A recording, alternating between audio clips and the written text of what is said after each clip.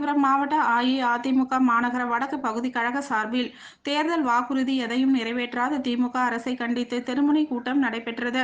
காஞ்சிபுரம் மாநகராட்சியில் அஇஅதிமுக மாநகர வடக்கு பகுதி கழகம் சார்பில் பகுதி கழக செயலாளர் ஜெயராஜ் தலைமையில் தேர்தல் வாக்குறுதி எதையும் நிறைவேற்றாத திமுக அரசை கண்டித்து தெருமுனை கூட்டம் முன்னாள் அமைச்சர் மாவட்ட கழக செயலாளர் வி. சோமசுந்தரம் முன்னிலையில் கழக செய்தி தொடர்பாளர் பேராசிரியர் கல்யாணசுந்தரம் சிறப்பு அழைப்பாளராக கலந்து கொண்டு பேருரையாற்றினார்.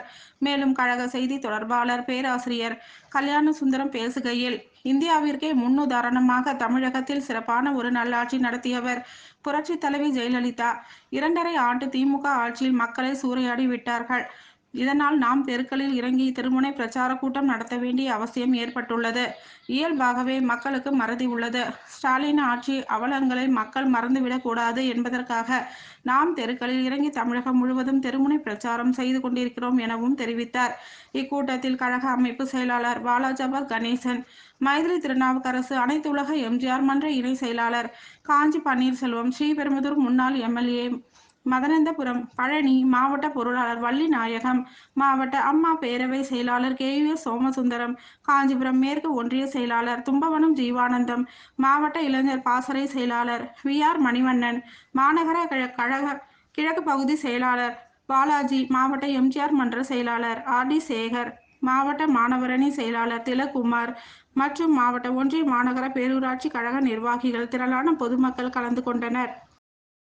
இந்த நல்ல நிகழ்விலே பங்கேற்கக்கூடிய கழகத்தினுடைய அமைப்பு செயலாளரும் முன்னாள் சட்டப்பேரவை உறுப்பினருமான அன்னியார் மைதிலி திருநாவுக்கரசு அவர்களை,